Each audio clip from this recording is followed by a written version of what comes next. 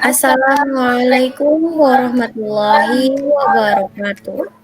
Om Swastiastu, tabe salamat lingun alatai, salam sujud karende malempang, adil katalinu bacuramin ka surga, basengat kajubata. Arus, arus, arus. Arus. Hello everyone, let me introduce you from the activity team, which consists of myself, Zahra Aulia Ahmad, Nur Hadijah. We are from the Islamic Religious Institute of the State of Palangkaraya, the Faculty of Economics and Islamic Business, majoring in Sharia Accounting. On this occasion, we will present our innovation in free competition with the theme Green Hydrogen Innovation to build net zero emission and increase sustainable agriculture. So we will divide the discussion into 8 parts, which is our table of content, which is executive summary, introduction, problem analysis, solution proposal, financial analysis, and conclusion. So what I will discuss in the executive summary is the topic of our discussion today.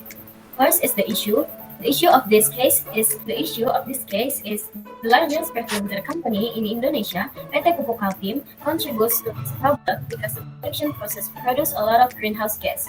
The question is, how can PT Pupuk Kaltim reduce the carbon footprint and contribute to a more sustainable agriculture sector? And the strategy from us is adopt hydrogen technology as a clean energy source to replace fossil fuels in the fertilizer production. And the impact is reduce greenhouse gas emission, enhance sustainability innovation, leadership, and economic benefits. Reduce greenhouse gas emission by replacing fossil fuels with green hydrogen, PT Pupuk Kaltim can significantly reduce its carbon footprint. Enhance sustainability, green hydrogen-based fertilizer can contribute to more sustainable agricultural practice. Innovation and leadership, PT Pupuk Kaltim can position itself as a leader in the green technology sector. Economic benefits, So now we go to the introduction part. PT Pupuk Kaltim, a major fertilizer producer in Asia, specializing in urea and NPK fertilizer. The company's operation really heavily on natural gas as a primary raw material, contributing to greenhouse gas emission.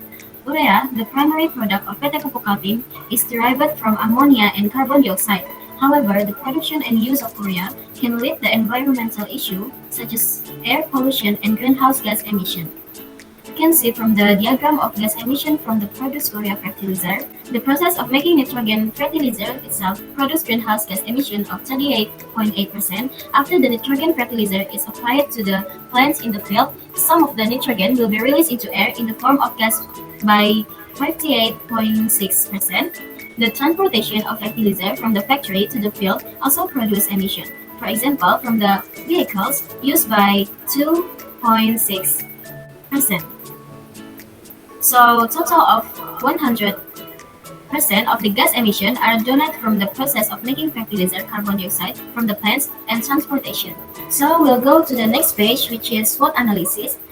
In this case, we use the SWOT analysis research method. From this method, we conclude that the strength of PT Pupuk Kaltim is modern production facilities and dependence on natural gas, and the weakness is dependence on natural gas, and the opportunities is growing urban agriculture and government support, and the threat is climate change and fluctuating natural gas prices. Based on the provided data, PT Pupuk Kaltim experienced a significant decline in profit in the 2023 compared to 2022. According to PT Pupuk Kaltim data, the profit for the year 2023 of 4.56 trillion decreased compared to 2022 of 14.59 trillion, mainly due to the decline in revenue due to the lower export commodity prices and sales volume of ammonia and NPK compared to 2022.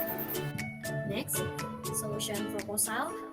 There are 3 proposed solutions, namely the first is the replacement of fossil-based ammonia with green ammonia, secondly, green ammonia production, and finally, designing a pilot plan for green hydrogen project.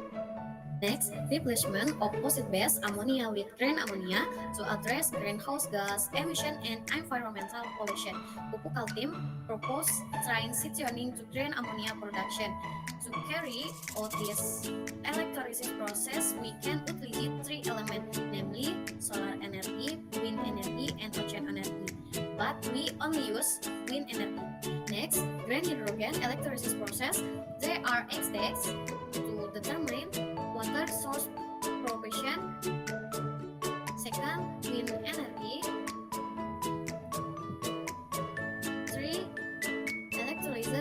production, we use alkaline electrolyzer. For electrolysis process, 5 gas cleaning, 6 gas storage, 7 green ammonia production, and last 8 fertilizer production. Next, designing a pilot plan for green hydrogen product. By designing pilot plan, PT Pupuk Kaltim aims to optimize the design and operation of future commercial scale plants, minimize risks, and ensure a smooth transition to sustainable fertilizer production. From the innovation we provide, we also estimate the cost of implementing a green hydrogen project. The first, annual revenue from fertilizer sales is projected to be 6 trillion. The second, cost, the total production cost per 1 million tons of fertilizer is estimated 5.5 trillion. Operating cost of project, total annual expense are estimated at 6.3 trillion. And the last is the analysis reveals a negative gross profit of 300 billion, indicating that the total expense exceeds the total revenue. As the company is incurring loss, we are considering As the company is incurring loss, we are considering strategies to gain support from the government or international agencies to improve the sustainability of the project with subsidies or incentives for the production of environmentally friendly fertilizers. in the last is conclusion. Conclusion in the case is PT Pupuk Kaltim, a major fertilizer producer, face significant challenge related to environmental impact and relies on fossil fuels. The traditional ammonia-based fertilizer production process contributes to greenhouse gas emission and climate change. So, how can PT Pupuk Kaltim reduce its carbon footprint and adopt more sustainable product practice? The strategy and conclusion is transition to green hydrogen-based ammonia production to reduce reliance on fossil fuels. Implement a pilot plan to test and optimize the green hydrogen production process. Seek government support and international collaboration to accelerate the adoption of green technology.